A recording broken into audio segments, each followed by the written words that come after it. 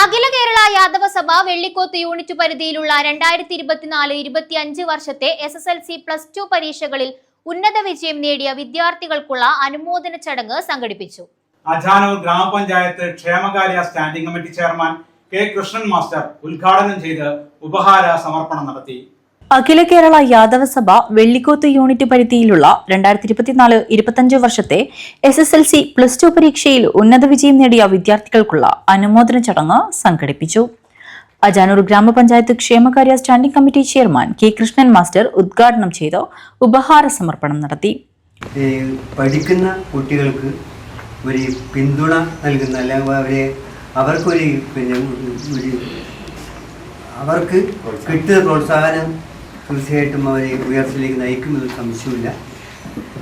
ഇന്ന് നമുക്ക് നിരവധി കുറേ നേട്ടങ്ങൾ നേടിയ കുട്ടികളെ ഇന്ന് അനുമോദിക്കേണ്ടതുണ്ട്. പിന്നെ നമുക്ക് പഴയ കാലങ്ങളിൽ നിന്ന് വലിയ മാറ്റം നാട്ടിലെല്ലാവരും സംഭവിച്ചിട്ടുണ്ട്. അത് നമ്മുടെ സമുദായത്തിലും കാണുന്നുണ്ട് എന്ന് വളരെ സന്തോഷം നൽകുന്ന കാര്യം തന്നെയാണ്.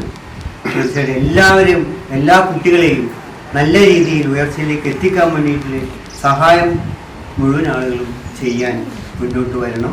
അഖില കേരള യാദവ സഭ വെള്ളിക്കോത്ത് യൂണിറ്റ് പ്രസിഡന്റ് ആലക്കുടൻ പത്മനാഭൻ അധ്യക്ഷത വഹിച്ചു. P Narayanan, K Krishnan, P Padmanabhan, വനിതാ committee president TV Yashoda, KV Babu എന്നിവർ സംസാരിച്ചു. ഉപഹാരം സ്വീകരിച്ച ഡോക്ടർ അംബിക കുഞ്ഞിക്കണ്ണൻ മറുപടി പ്രസംഗം നടത്തി.